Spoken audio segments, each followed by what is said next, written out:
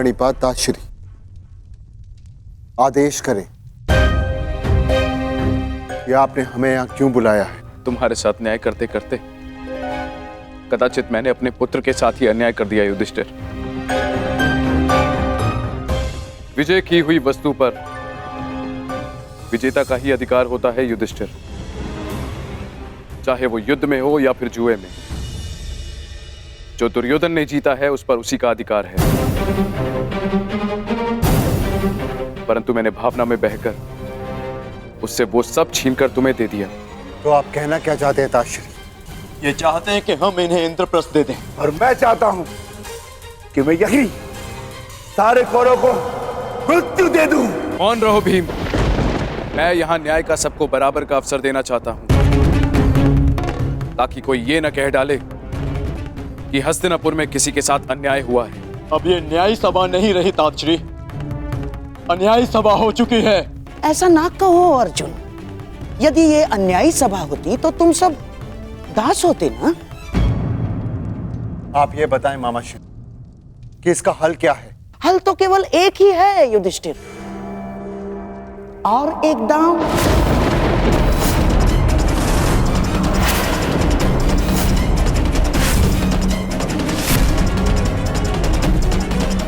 घबराओ मत पुत्रों, इस बार न राज्य दांव पर लगेगा और ना ही सम्मान, परंतु इस बार जीतने वाला दूसरे के राज्य पर 13 वर्ष का अधिकारी होगा।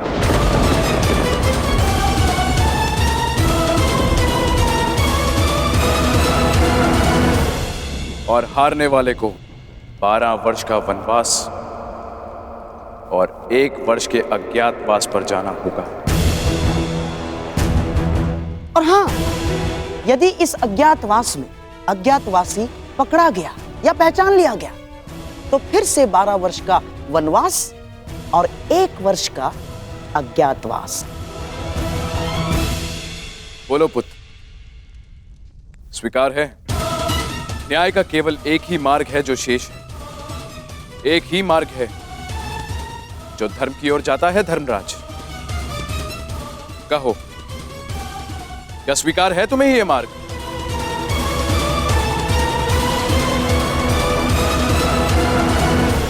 स्वीकार मत करना युधिष्ठिर, अस्वीकार कर दो ये दाव। अब धर्म के नाम पर एक और अधर्म मत कर बैठना।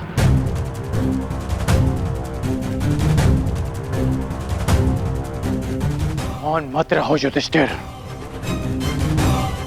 अन्यथा इतिहास तुम्हें कभी क्षमा नहीं करेगा। मत खेलना ये दाव। महाराज धृतराष्ट्र मेरे पिता तुल्य हैं। पितामह, आचार्य द्रोण और काकाश्री सब यहाँ उपस्थित हैं और सबकी उपस्थिति में मुझे ये दाव खेलने को कहा जा रहा है। कदाचित ये दाव अधर्म है, मैं इस दाव को ना कह सकता, इस अधर्म को ना कह सकता, परंतु बड़ों की आज्ञा का पालन करना ही मेरा धर्म है। मैं इस धर्म को ना नहीं कह सकता। तुम तो धर्म और अधर्म की परिभाषा ही भूल गए हो। या तुम्हारी स्मृति इतनी दुर्बल है कि तुम भूल गए कि कुछ ही क्षण पहले यहां क्या अनर्थ होते होते रह गया। तुम दास बनते बनते रह गए, तुम्हारी पत्नी का मान भंग करने का प्रयास किया गया। ये वही सभा है जहां वर्षों पूर्व मेरे भाई की हत्या की गई थी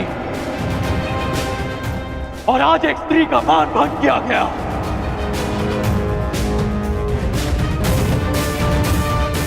और तुम इस सभा में धर्म की बात कर रहे हो। मैंने पहली बार जीवन में किसी से हाथ जोड़कर प्रार्थना की थी। मैंने तुमसे प्रार्थना की थी युधिष्ठिर। स्मरण है या भूल गए? राजकुमार युधिष्ठिर, आपका अवश्य यही सुझाव होगा। मुझे कुछ भी कहने का अधिकार नहीं कर्ण महोदय। मैंने दोबारा तुमसे प्रार्थना की। मेरा निवेदन मानिए, इस निमंत्रण को स्वीकार मत कीजिए। क्योंकि मुझे संदेह है ये निमंत्रण आपके सम्मान के लिए नहीं, उस अपमान के प्रतिकार के लिए भेज रहे हैं। परंतु तुमने मेरी प्रार्थना नहीं सुनी, उसे अस्वीकार कर दिया।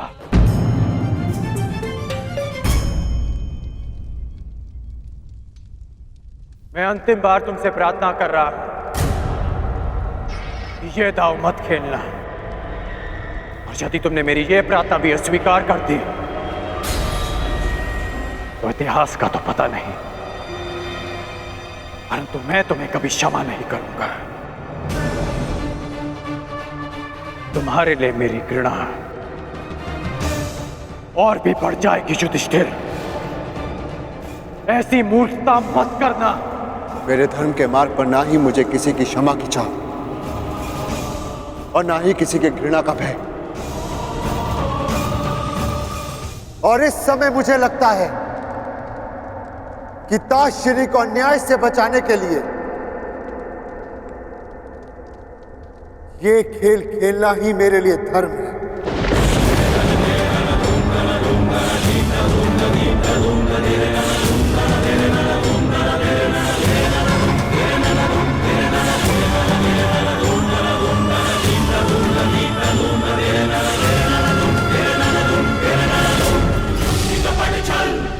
तो क्या मैं ये समझ लूं कि सम्राट एक और दांव खेलने के लिए प्रस्तुत हैं? अस्वीकार कर दो पुत्र। पासों को छूना भी मत पुत्र। नहीं, नहीं पुत्र।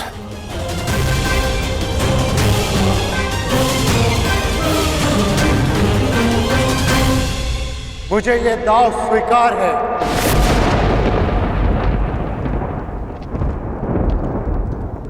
प्रत्येक पापी को दंड भुगतना होगा।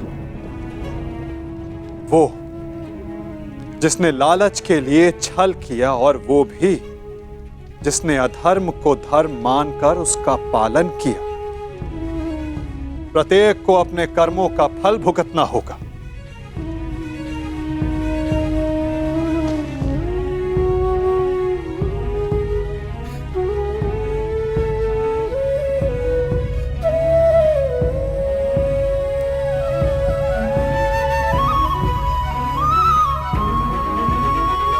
परंतु ऐसे नहीं, पलकों पर अश्रु लेकर नहीं।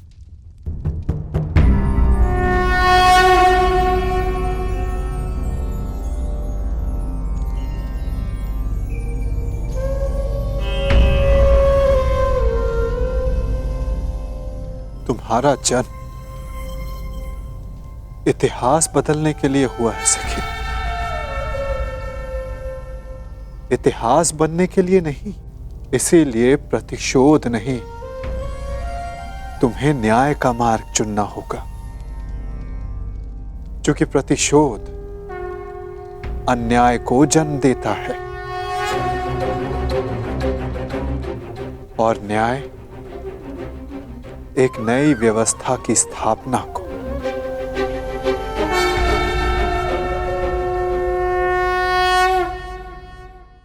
लीजिए सम्राट, आपके लिए खेल प्रस्तुत हैं।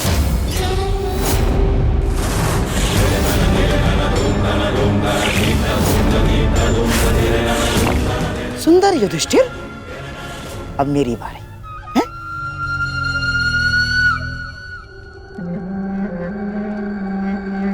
पांडवों के वनवास जाने पर उत्सव मनाने की तैयारी शुरू कर दो। पांडवों की हार निश्चित है। परंतु ये केवल मेरी नहीं, स्त्री के सम्मान की हार है सखा। मुझे प्रतिकार चाहिए, नाश चाहिए कौरवों का केशव। केवल दुर्योधन का, केवल कौरवों का, बस यही उद्देश्य है जीवन का। यदि ऐसा है तो चलो अभी चलते। तुम्हारे अश्रों की सौगंध वासुदेव अभी जाकर समस्त कुरुकुल का नाश कर देगा। परंतु एक बार सोचो, उसके पश्चात क्या होगा? संसार का मार्ग बदलने वाली पांचाली के इस प्रयास को लोग क्या कहेंगे? प्रतिशोध या न्याय की स्थापना? तुम्हें प्रत्येक स्त्री के मान के लिए न्याय व्यवस्था की स्थापना करनी है सखी। केवल दुर्योधन को नहीं, उस सोच को दंड देना है जो स्त्री के मान को पुरुष के दम के पांव के नीचे ले आती है। तनिक सोचो सखी, जिन्होंने साम्राज्ञी के साथ ऐसा किया, वो एक साधारण नारी की क्या गति करेंगे? तुम्हें एक उदाहरण बनना होगा द्रौपदी, ताकि धर्म के नाम पर अधर्म का स्वांग बार बार रचने वालों के मन में धर्म का भय व्याप्त हो सके।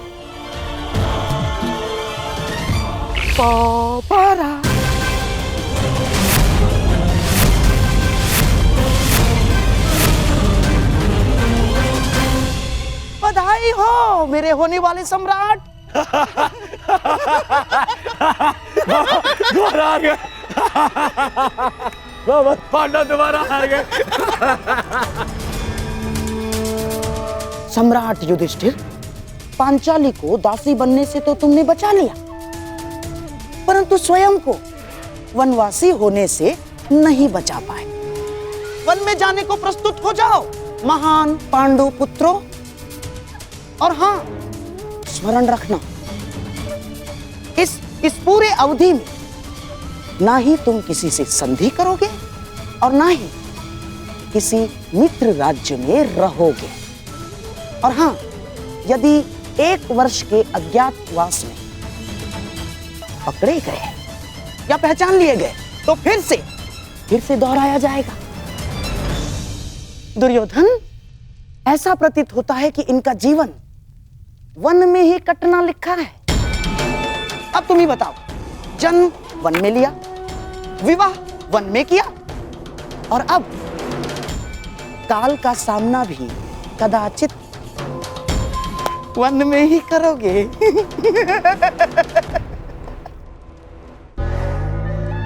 लगता है यही भाग्य का न्याय है।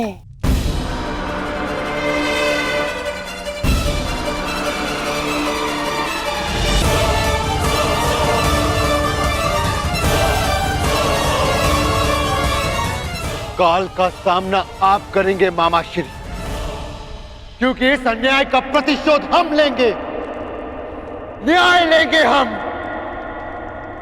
तुम्हें न्याय मिलेगा।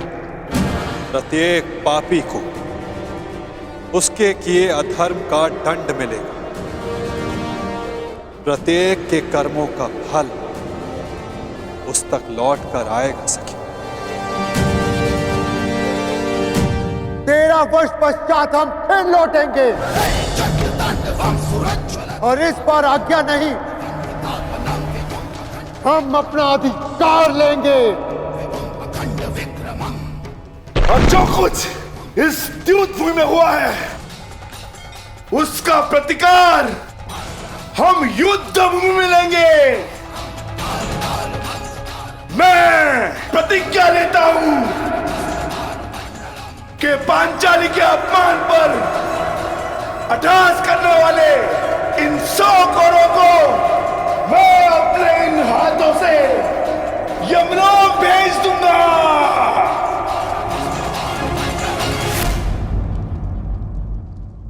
ये मत समझना कि वन में हम विश्राम करेंगे दुर्योधन।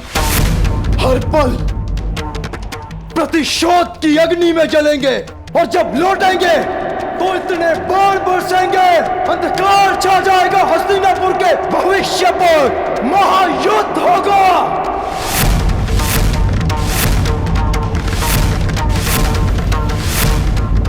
बात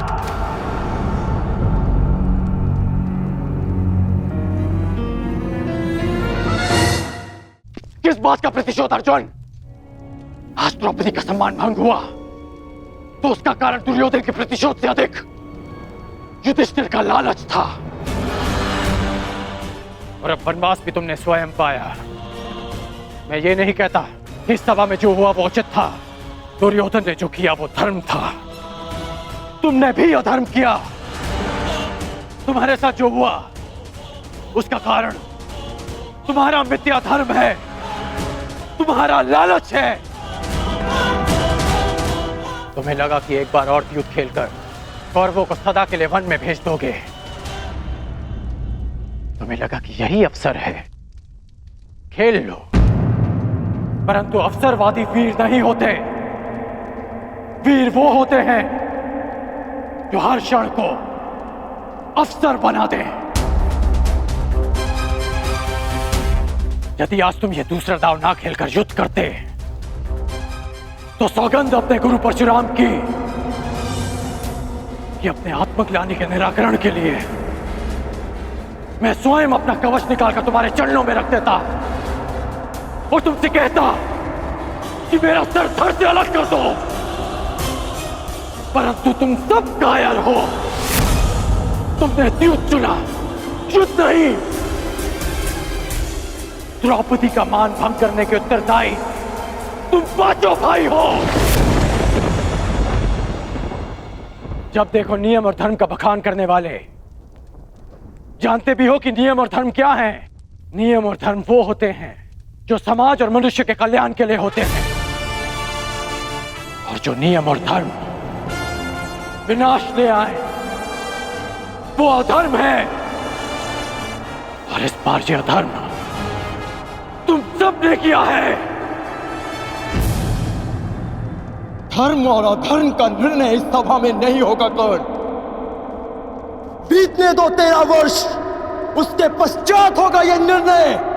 उन 13 वर्षों के पश्चात कर्ण युद्ध भूमि में तुम्हें सबसे आगे खड़ा मिलेगा। तुम भाई जिसे धर्म युद्ध कहते हो, मैं उसे तुम जैसे धर्म को ना समझने वालों के विरुद्ध महायुद्ध कहता हूं। ये युद्ध प्रतिशोध के लिए नहीं होगा, ये धर्म युद्ध होगा। धर्म और न्याय की स्थापना के लिए होगा, साधुओं के परित्राण के लिए, दुष्कर्मियों के नाश के लिए होगा। जब खेत में खरपतवार इतनी बढ़ जाए कि रोकी ना जा सके तो उसे जलाकर भस्म कर दिया जाता है, ताकि उसकी भस्म की नींव पर नई फसल जन्म ले सके। एक नए संसार के लिए, एक नई व्यवस्था की स्थापना के लिए, सुनहरे भविष्य के लिए कलंकित वर्तमान के विरुद्ध युद्ध होगा।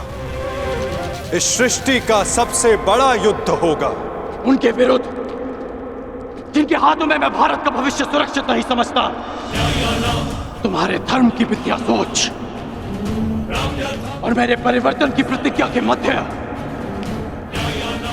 होगा महायुद्ध, होगा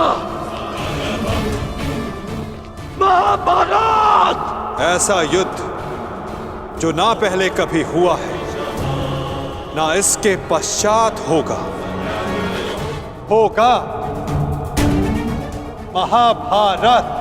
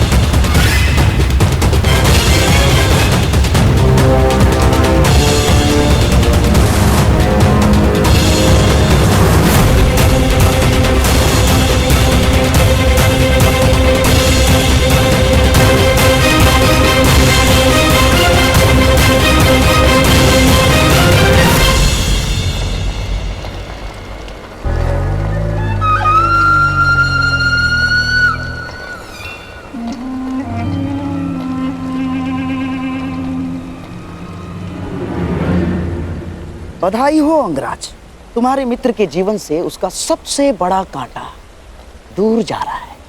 और यदि मेरी दृष्टि से देखें तो एक महायुद्ध हस्तिनापुर के समीप आ रहा है। ना, कोई युद्ध मेरे दुर्योधन के निकट नहीं आ सकता अंगराज। 12 वर्ष के वनवास के पश्चात उस 1 वर्ष के अज्ञातवास में पांडवों को हम ढूंढ लेंगे और फिर से उन्हें 12 वर्ष के वनवास पर जाना होगा और ये चक्र सदैव चलता रहेगा अंगराज। और पांडवों का वनवास उनकी मृत्यु से पूर्व समाप्त नहीं होगा।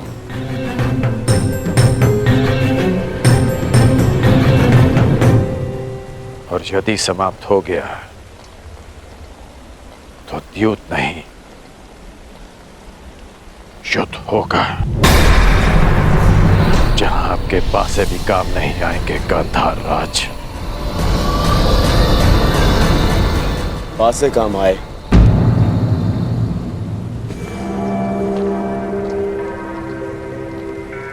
या ना आए, मुझे तो इस बात की प्रसन्नता है कि आज मेरा मित्र मेरे काम आया। आज जिस तरह से जो कुछ भी तुमने किया, जो तुमने मेरा साथ दिया, जो उन पांडवों को उत्तर दिया, मैं बहुत अभिभूत हुआ मित्र।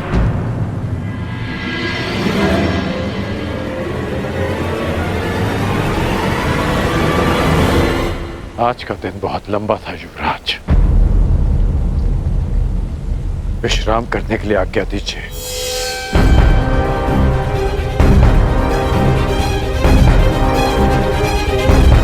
अब मित्र, मामाश्री, ये द्यूत तो मैं जीत गया, पर कहीं ऐसा तो नहीं कि मैं अपना मित्र हार बैठा? नहीं दुर्योधन, ऐसा हो ही नहीं सकता। तुम्हारा ये मित्र अंगराज कर्ण तुम्हें छोड़कर कभी नहीं जा सकता ना। अब तुम चलो, कल की तैयारियां करो। हमें कल इंद्रप्रस्थ जाना है ना दुर्योधन।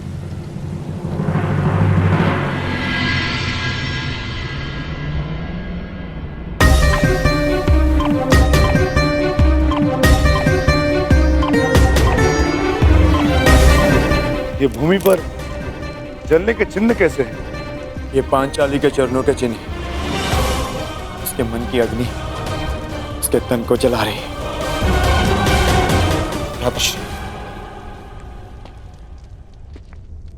पांचाली को तो ये भी ज्ञात नहीं कि हम 12 वर्ष का वनवास लेकर आए हैं। तुम्हें न्याय मिलेगा पांचाली, परंतु इस समय अन्याय के तुला के एक और पल्लड़े से मिलना शेष है।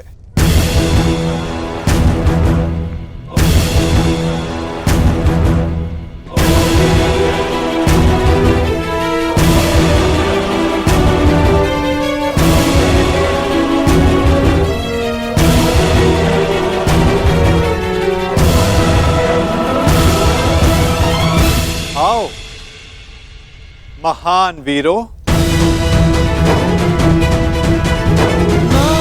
प्रणिपात स्वीकार करो। फहरा आए अपने धर्म की ध्वजा धर्मराज,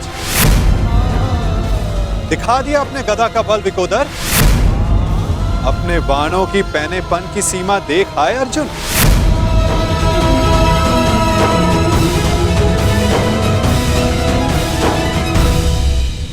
हमें क्षमा कर दीजिए केशव।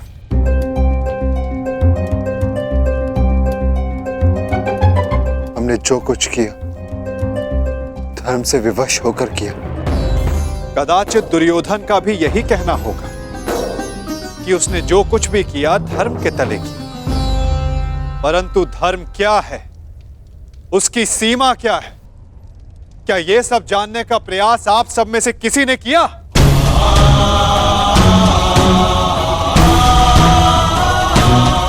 धर्म वो रथ है जिस पर चढ़कर संसार में व्यवस्था का राज्य किया जाता है।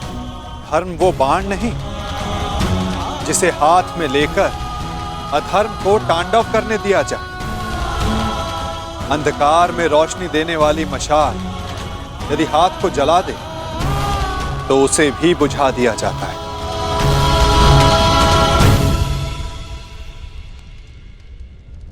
धर्म जब सीमा पार करके अधर्म का कारण बन जाए तो क्या उसे छोड़ देना उचित नहीं धर्मराज? युद्ध के लिए बुलाए जाने पर ना जाना क्षत्रियों का धर्म नहीं। अच्छा है, परंतु क्या अपनी प्रजा के अस्तित्व को उनसे बिना पूछे दांव पर लगा देना क्या धर्म है? एक अग्रज का धर्म होता है कि वो अपने अनुजों का मार्गदर्शन करे। उन्हें दासत्व के मार्ग पर भेज देना क्या धर्म है? जिस पत्नी की रक्षा करना पुरुष का सबसे बड़ा कर्तव्य होता है, उसे चौसर की बिसात पर बिछा देना क्या धर्म है धर्मराज?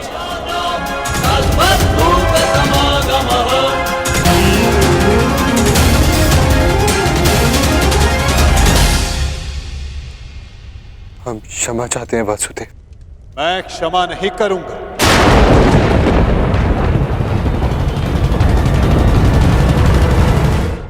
मैं क्षमा नहीं करूंगा क्योंकि क्षमा करने का अधिकार मेरा नहीं, पांचाली का है। पूछो उससे, क्या उसका टूटा हुआ विश्वास तुम सबको क्षमा करेगा?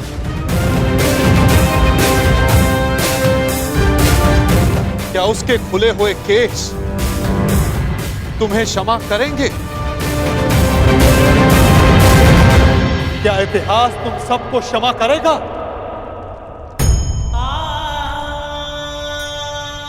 क्षमा तो हम स्वयं को भी नहीं कर सकते केशव।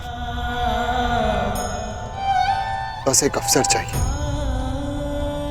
अब आप क्रोध में आकर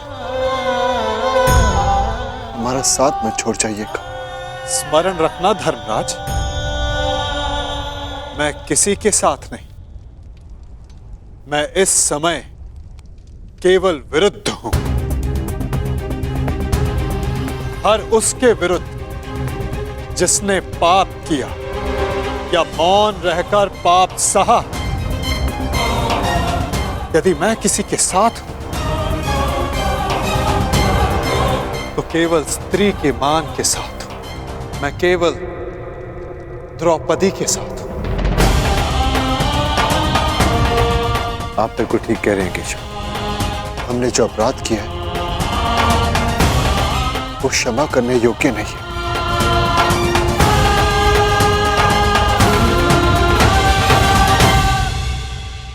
हमें क्षमा मत करना पांचाली, क्योंकि कहीं हमें एक क्षमा भुला ना दे कि हमें तुम्हारे साथ हुए अन्याय का प्रतिशोध लेना है। हमें हमारे अपराध का दंड नियति ने दे दिया पांचाली। हमने हमारी गृह लक्ष्मी का अपमान सहा और नियति ने हमें राज लक्ष्मी से वंचित करके वनवास दिलवा दिया।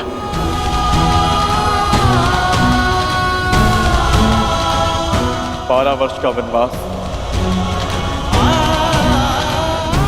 और 1 वर्ष का अज्ञातवास।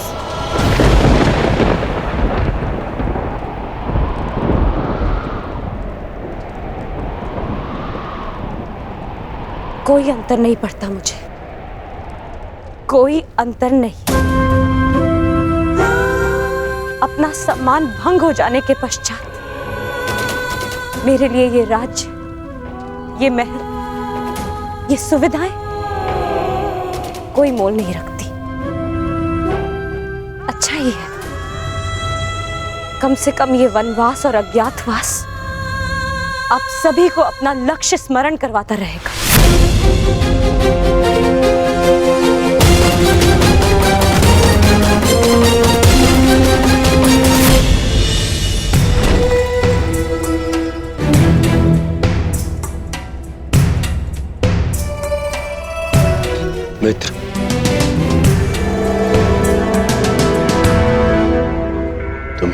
क्या कर रहे हो मित्र? इस सुरक्षा चौकी की जांच कर रहा हूं युवराज। वर्षों से हस्तिनापुर पर आक्रमण करने का किसी ने साहस नहीं किया, परंतु अब आभास हो रहा है कि आक्रमण शीघ्र ही होने वाला है। तुम व्यर्थ चिंता कर रहे हो मित्र। 13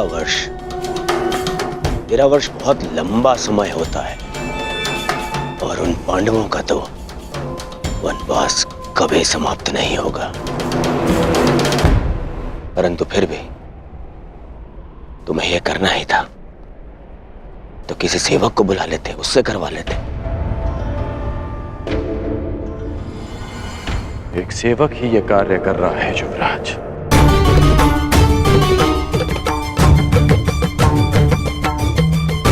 ऐसा मत कहो मित्र, यह आनंद का समय है। इंद्रप्रस्थ जीत लिया है मैंने। मेरे साथ इंद्रप्रस्थ चलकर मेरे आनंद में भागीदार बनो। जो पाप में भागीदार बन जाए वो केवल यंत्रणा में भागीदार बन सकता है, आनंद में नहीं युवराज। तुम मुझे बार बार युवराज क्यों कह रहे हो? मैं तुम्हारा मित्र हूं, तुम मेरे मित्र हो, मित्र कहो मुझे। भरी सभा में अपने मित्र और उसकी मित्रता को लज्जित किया आपने। आपकी मित्रता उसी समय समाप्त हो गई जब आपने अपने मित्र के शस्त्र अपनी सेवा में ले लिए। आपके मित्र के बार बार कहने के पश्चात भी आपने एक स्त्री को लज्जित किया, उसे अपमानित किया। अब जो आपके सामने खड़ा है वो केवल आपका सेवक है। मेरा जीवन और मेरे शस्त्र सदा आपकी सेवा में रहेंगे। आदेश दीजिए युवराज कि आगे आपके इस दास को क्या करना है। बस करो। मेरे जीवन में तुम्हारी सबसे अधिक आवश्यकता है। आपकी हर आवश्यकता पूर्ण करना मेरा धर्म है युवराज, परंतु केवल एक सेवक बनकर, एक दास बनकर और मित्र समझकर मैं आपको कभी गले नहीं लगा पाऊंगा। यदि आप चाहते कि मैं आपके साथ इंद्रप्रस्थ चलूं तो मैं अवश्य चलूंगा युवराज, परंतु केवल एक सेवक बनकर चलूंगा।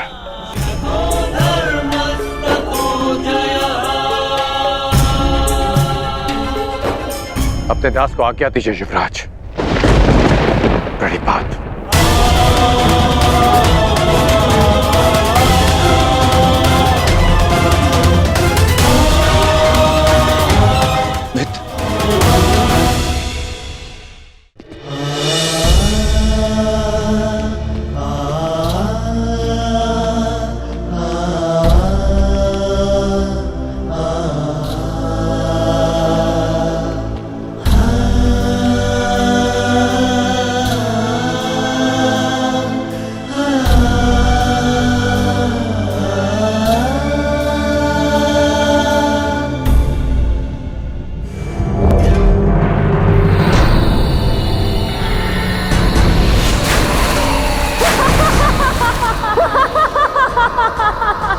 अंधे का पुत्र अंधा।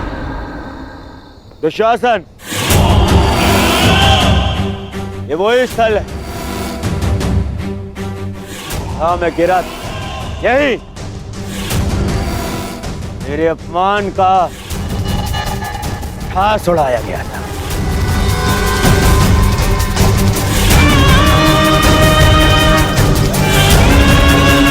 इस स्थान को तोड़वाकर इसे समतल बना दो। इस माया महल के हर एक भ्रम को भंग कर दो और यहाँ बोध चिन्ह स्थापित करो जो संसार को यह बताता रहे किस प्रकार दुर्योधन ने अपने अपमान का प्रतिशोध लिया था।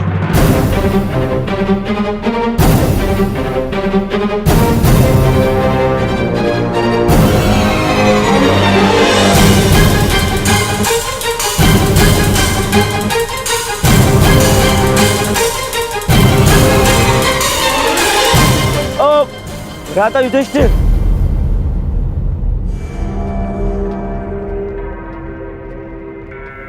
अरे मेरे पांडव भाई जा रहे हैं, परंतु जब भाई दूर जा रहा हो तो दूसरा भाई उसे भेंट दे। ये रीति है ना मामाश्री? हाँ। तो इन भाइयों के लिए इस भाई की ओर से एक छोटी सी भेंट।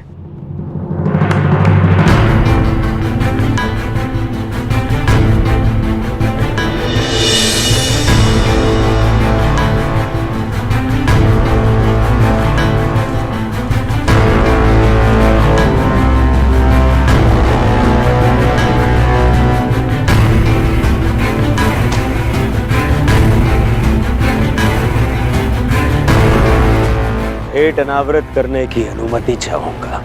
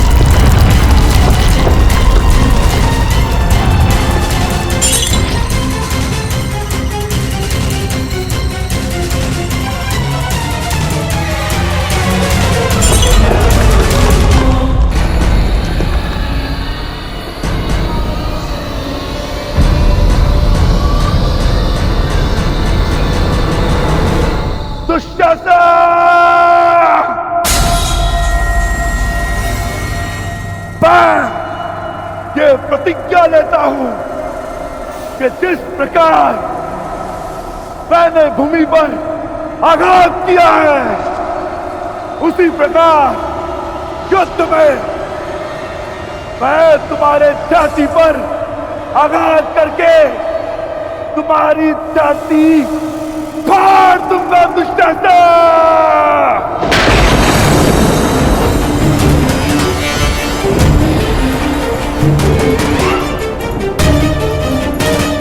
तुम्हारे छाती के लहू से याज्ञसेनी के केश धोऊंगा।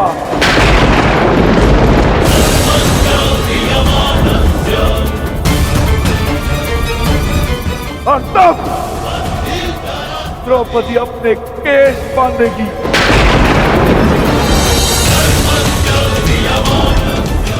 तुम्हारे छाती का लहू पीकर मैं अपनी प्रतिज्ञा पूरी करूंगा।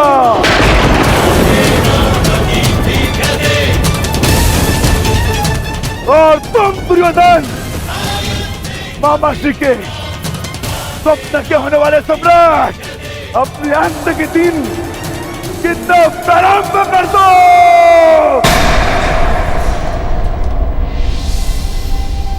दुर्योधन, मुझे तो भय लग रहा है भीम का।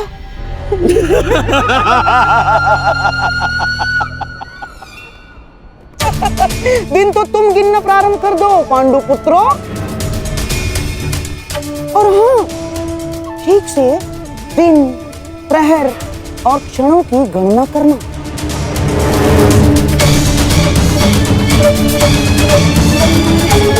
कहीं चूक गए तो फिर से वनवास। जाओ जाओ जाओ जाओ। अवश्य गिनेंगे मामा श्री। मैं पांडुपुत्र सहदेव ये प्रतिज्ञा लेता हूं कि ये वनवास समाप्त होने के पश्चात मैं आपका वध करूंगा।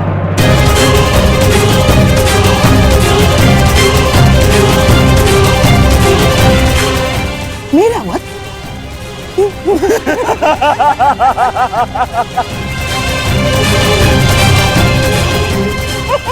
जाओ। चलो अनुज, हमें यहां से प्रस्थान करना है।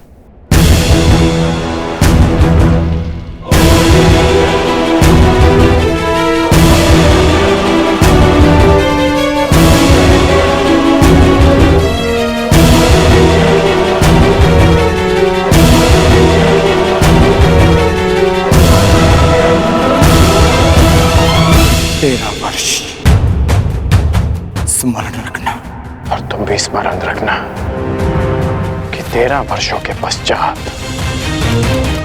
उस महासंग्राम में तुम्हारा सामना मुझसे होगा।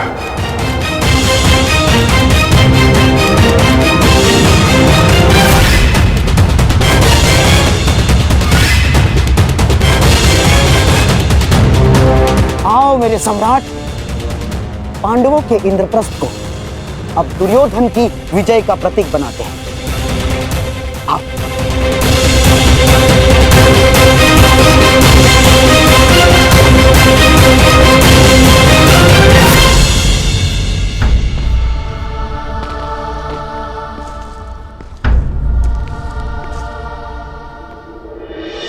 नारायणं नमस्कृत्य नरं चैव नरोत्तमम् देवीं सरस्वतीं व्यासं ततो जयमुदीरयेत्। नारायणं नमस्कृत्य नरं चैव नरोत्तमम् देवीं सरस्वतीं व्यासं ततो जयमुदीरयेत्।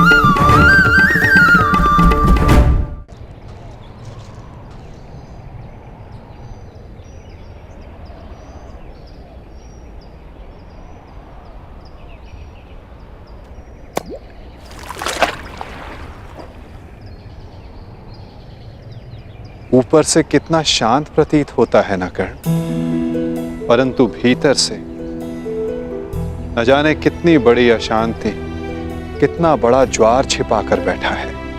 आपने मुझे जल की अशांति के विषय में बताने के लिए तो नहीं बुलाया केशव। जल की बात कौन कर रहा है कर्ण? मैं तो मनुष्य के मन की बात कर रहा हूं।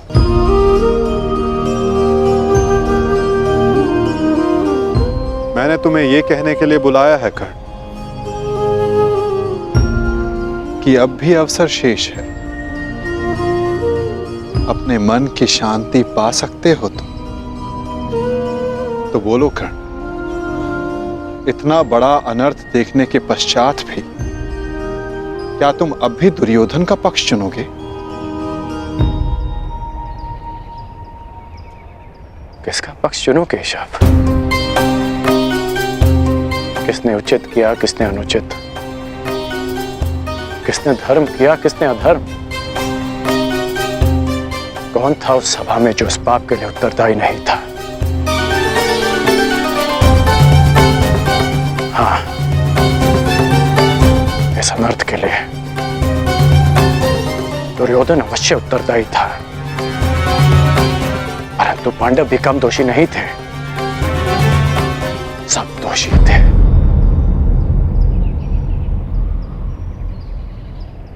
मैं भी दोषी हूं केशव। तुम अब भी प्रायश्चित कर सकते हो कर्ण। कर सकता हूं केशव, परंतु अब प्रायश्चित का नहीं, दंड पाने का समय है। अपने कर्मों का फल पाने का समय है। अनिच्छा से ही सही, परंतु द्रौपदी का अपमान होते हुए मैंने भी देखा। विवश होकर मैंने पांचाली को वेश्या कहा। एक स्त्री के लिए मेरे मुख से ऐसे शब्द निकले केशव।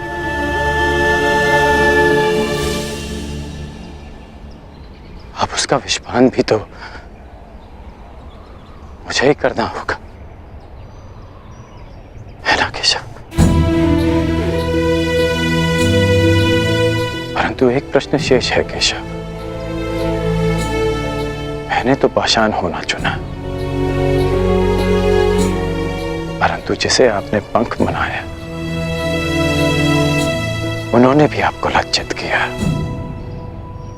फिर आप उनके साथ क्यों हैं?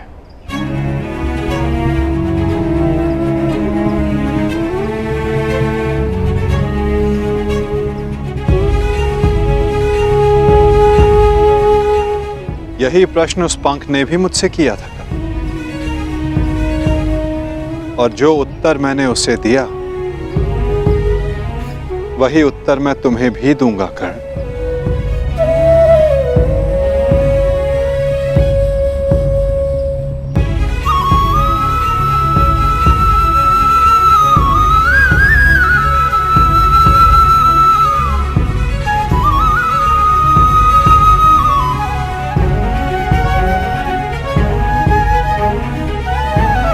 मैं किसी के साथ नहीं हूं कर्ण,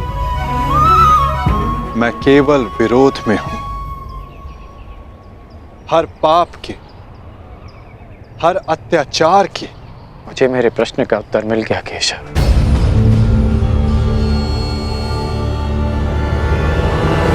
परंतु हमारे मार्ग अलग है। अब हम सीधा युद्ध में मिलेंगे केशव, जहां मैं दुर्योधन का साथ दूंगा, अपना कर्तव्य निभाने के लिए नहीं, परंतु द्रौपदी के साथ जो पाप हुआ उसका परिणाम भोगने के लिए। मैं जानता हूं केशव कि 13 वर्षों के पश्चात एक महासंग्राम होगा, एक महाभारत होगा, जहां आप मेरे विरुद्ध खड़े होंगे। आप अपना धर्म निभाइए,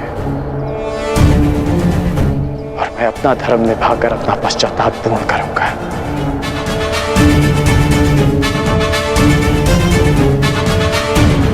प्रणिपात केशव।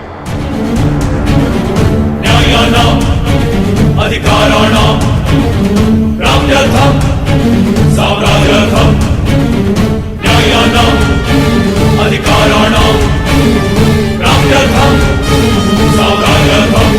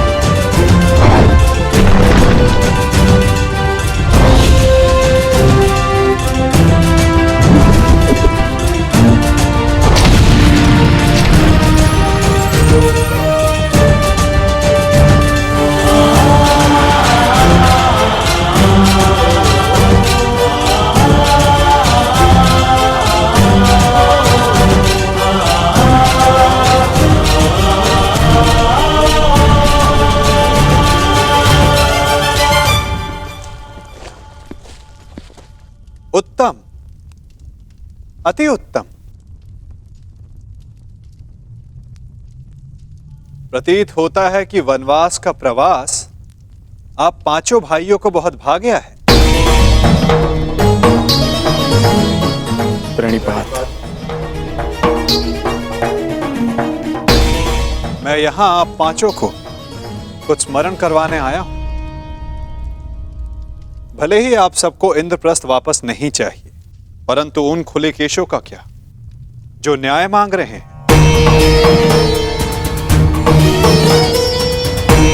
इस भांति वनवास के प्रवास का आनंद उठाकर आप इन खुले केशों को न्याय दिलवाएंगे।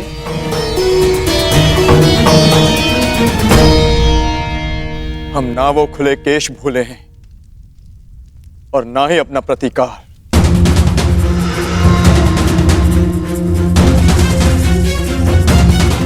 हम युद्ध की तैयारी कर रहे हैं माधव। जो युद्ध होगा वो ऐसा युद्ध होगा जो ना आज तक कभी हुआ है और ना कभी होगा।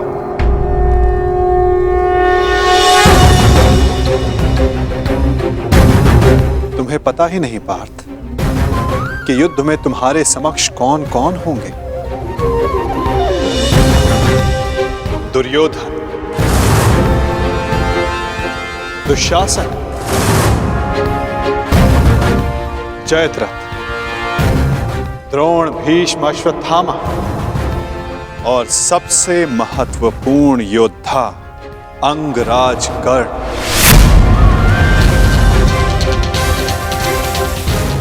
ये एक भीषण युद्ध होगा और इस युद्ध की तैयारी भी भीषण करनी होगी पार्थ।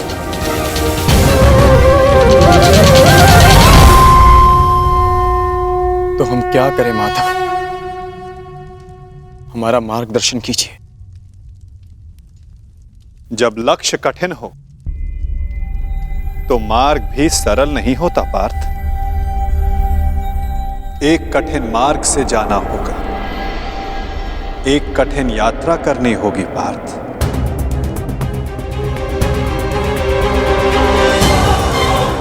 अपने शस्त्रों की तीक्ष्णता और अस्त्रों की शक्ति बढ़ाने का समय आ गया है। वैसे आचार्य द्रोण ने तुम्हें कई दिव्य अस्त्रों की दीक्षा दी है, परंतु तुम्हें अब भी एक महत्वपूर्ण अस्त्र पाना शेष है पार्थ।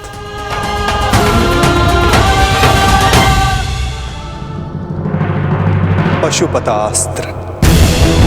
परंतु फिर से स्मरण करवाता हूं, मार्ग बहुत कठिन होगा और बाधाएं बहुत भयंकर। परंतु आपने ही कहा था ना माधव, यदि लक्ष्य कठिन हो तो मार्ग सरल नहीं होता। आज्ञा दीजिए माधव। यशस्वी भव।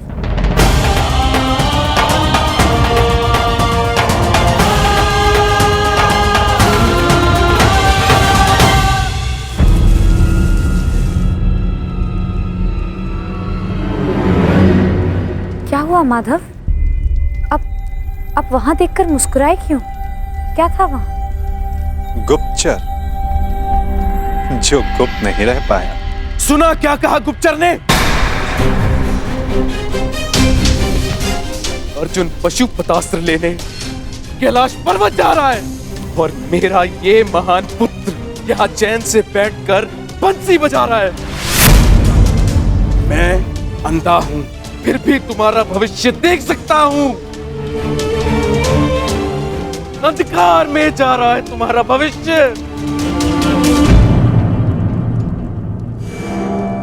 महाराज, आप व्यर्थ ही चिंता करते हैं। अर्जुन का कैलाश पर्वत पहुंचना सरल नहीं होगा। अस्त्र पाना तो बहुत दूर की बात है। अच्छा, तुम भूल रहे हो गांधार राज, अर्जुन बली है, हठी है, पराक्रमी है।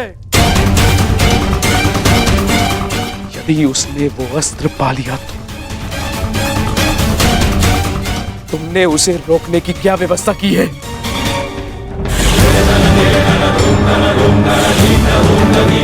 महाराज, आप क्या समझते हैं? इतने दिनों से महर्षि दुर्वासा का सत्कार हम यूं ही कर रहे हैं। महर्षि दुर्वासा के वरदान में बल है तो श्राप महाबलशाली है। उस अर्जुन ने अपनी यात्रा प्रारंभ तो कर दी है, परंतु दुर्वासा के श्राप के अग्नि से अर्जुन समेत सभी पांडव जलकर भस्म हो जाएंगे।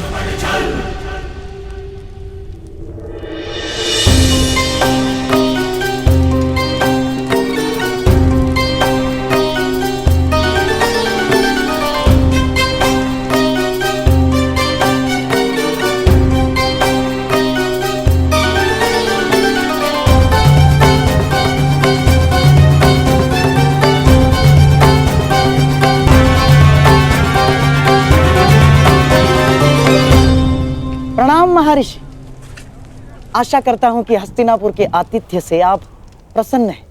अति प्रसन्न हैं गांधार नरेश। आपके भांजों के परिश्रम और सेवा से हम अत्यधिक प्रसन्न हैं। वरदान मांगो।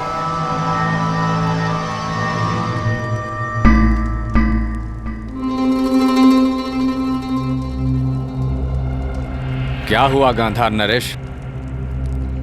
आपकी आंखों में अश्रु क्यों हैं? क्या करे महर्षि, पांडवों का स्मरण हो आया मुझे। यदि यहां होते तो आपकी सेवा का सौभाग्य और महामुनि का आशीर्वाद प्राप्त कर सकते थे। परंतु महर्षि, आप यदि हमारे आतिथ्य से प्रसन्न हैं तो कृपया वन में जाकर मेरे पांडवों को भी आशीर्वाद देकर कृतार्थ करें। हाँ, और उन्हें भी अपनी सेवा का अवसर प्रदान करें, क्योंकि इस समय उन्हें आपके आशीर्वाद की बहुत बहुत आवश्यकता है महर्षि। अवश्य, हम आज ही प्रस्थान करेंगे। वत्स मध्यसेन। जी गुरुदेव। जाकर पांडवों को सूचित कर दो कि हम उनका आतिथ्य सत्कार प्राप्त करने पधार रहे हैं।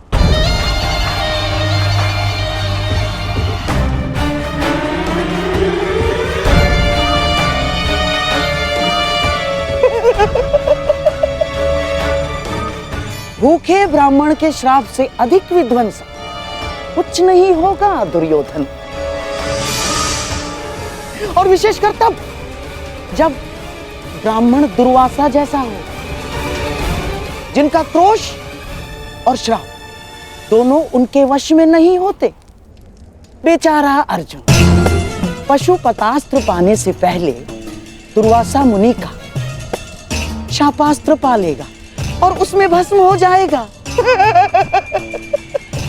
अब तुम ही बताओ दुर्योधन, पांडव 10,000 शिष्यों के साथ दुर्वासा को भोजन कैसे कराएंगे?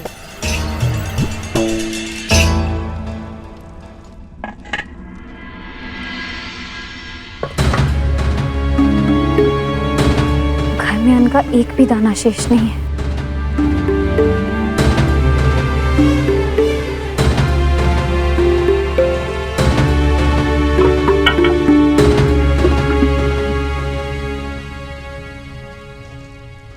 प्रणाम।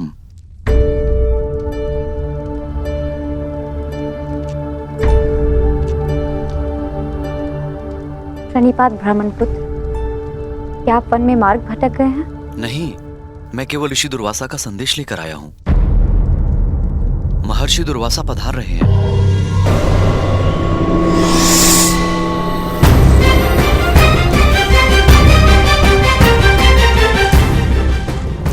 निवेदन है कि उनके और उनके 10,000 शिष्यों के सत्कार की व्यवस्था करें।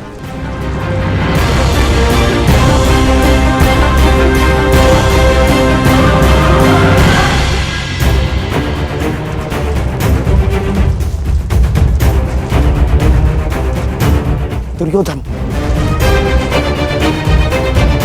जो काम लाक्षागृह नहीं कर पाया, वो काम दुर्वासा का श्राप अवश्य करेगा।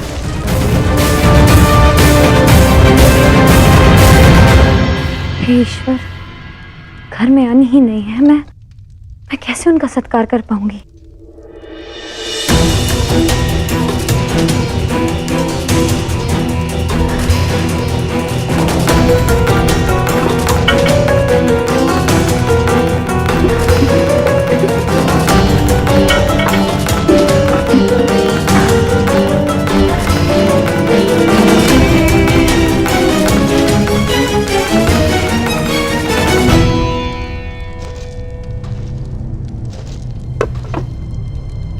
महर्षि दुर्वासा पधार गए।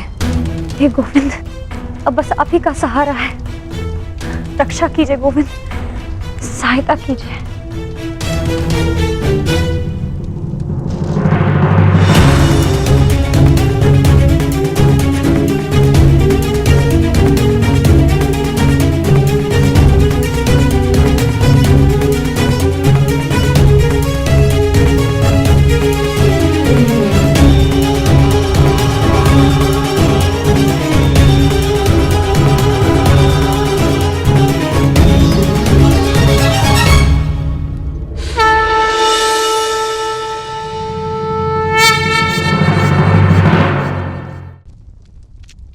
बहुत विकट समस्या में हूं गोविंद, रक्षा कीजिए। सखी, भूखे पेट मुझे कुछ नहीं सूझता। पहले मेरी शुद्धा पूर्ति की व्यवस्था करो, उसके पश्चात ही मैं तुम्हारी समस्या का समाधान कर पाऊंगा। परंतु सखा। सखी, मुझे भूख लगी है। अब जो कुछ भी घर में है ले आओ, उसके पश्चात बैठकर बात करेंगे। जाओ जाओ।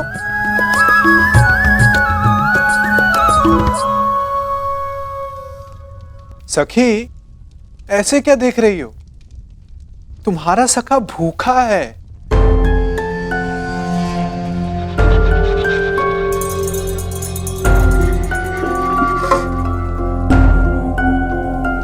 आपने तो समस्या और बढ़ा दी है सखा।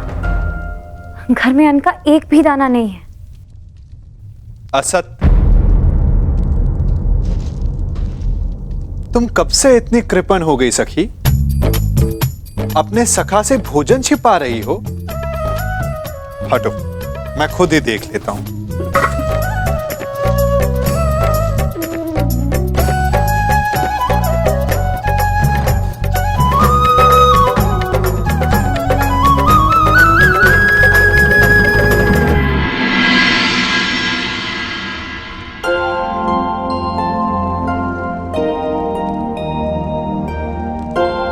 कहा था ना, अपने सखा से तुम भोजन छिपा रही हो।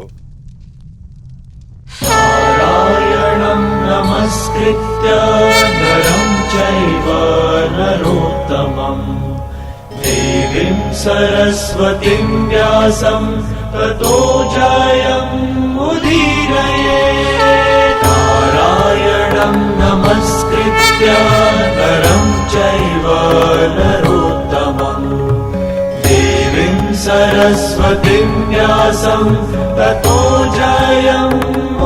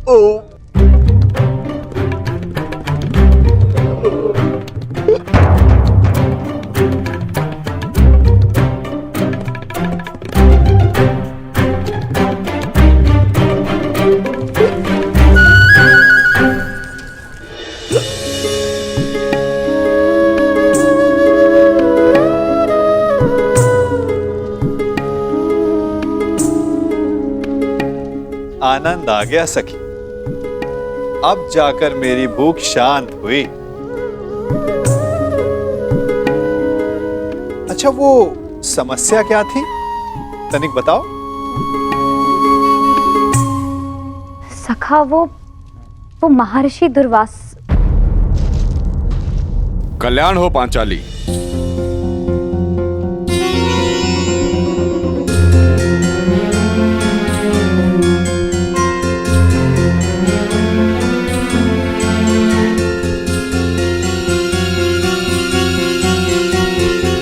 प्रणिपात महर्षि। अखंड सौभाग्यवती भव।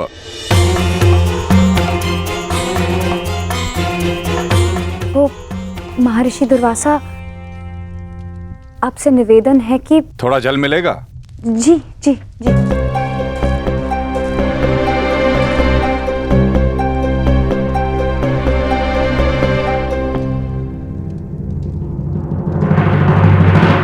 महर्षि, वो आपके शिष्य ने संदेश दिया था कि वो भोजन। क्षमा चाहता हूं यज्ञसेनी, अब हम भोजन नहीं कर पाएंगे। हमारा पेट भर चुका है। कष्ट के लिए क्षमा चाहता हूं।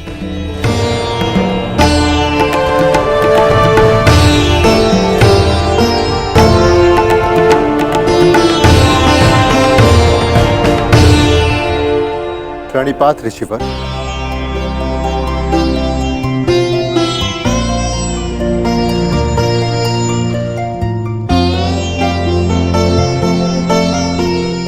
प्रणिपात महर्षि,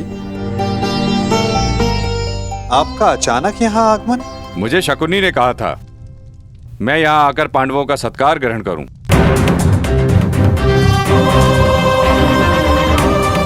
किसी भी साधु को किसी का भोजन और निमंत्रण बिना सोचे समझे स्वीकार नहीं करना चाहिए महर्षि।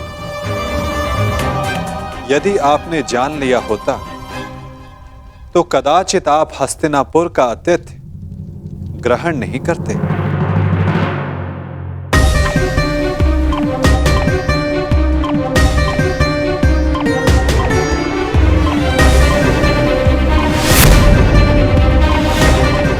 जीतने वाला दूसरे के राज्य पर 13 वर्ष का अधिकारी हो और हारने वाले को 12 वर्ष का वनवास और 1 वर्ष के अज्ञातवास पर जाना होगा।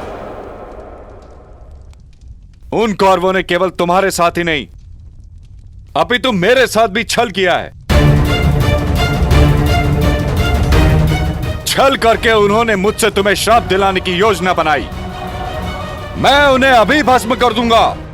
नहीं ऋषिवर, आप ऐसा अनर्थ नहीं करेंगे। वरों का नाश करना हमारी प्रतिज्ञा है। तो मैं तुम्हें आशीर्वाद देता हूं कि तुम अपने प्रयोजन में अवश्य सफल होंगे।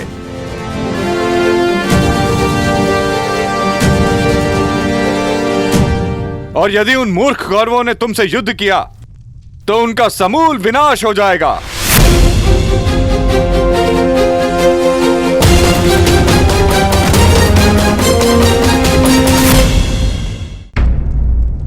वाह शकुनी, वाह! क्या उत्तम प्रयत्न किया है तुमने। श्राप दिलवाने गए थे पांडवों को, वरदान दिलवाकर लौटे हो। तुम्हारी तो जय जयकार होनी चाहिए, जय जयकार। समझ में नहीं आता कैसे पांडवों से हस्तिनापुर की रक्षा की जाए और कैसे अपने इस मूर्ख पुत्र की सुरक्षा की जाए। मैं बताता हूं कि क्या करना है।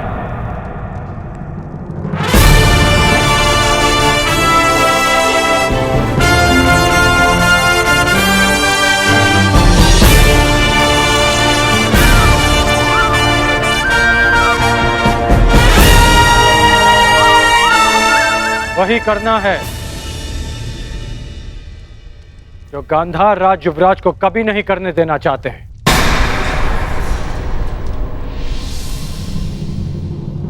पराक्रम।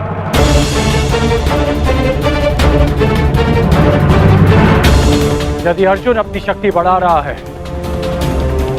तो हस्तिनापुर को भी अपना बल बढ़ाना चाहिए। परंतु कैसे बढ़ाओगे बल अंगराज? क्या मेरे सम्राट दुर्योधन को भी कैलाश पर्वत भेज दिया जाए अंगराज? नहीं गांधार राज, ये संभव है दिग्विजय यात्रा करके। दिग्विजय? हमें भारत के सारे राज्यों को हस्तिनापुर के छत्र के नीचे लाना होगा, क्योंकि युद्ध तो होना ही है और युद्ध में सैन्य शक्ति का महत्व किससे छिपा है। हमें दिग्विजय करके हस्तिनापुर का बल बढ़ाना होगा। परंतु दिग्विजय करेगा कौन? हस्तिनापुर का सेवक करेगा।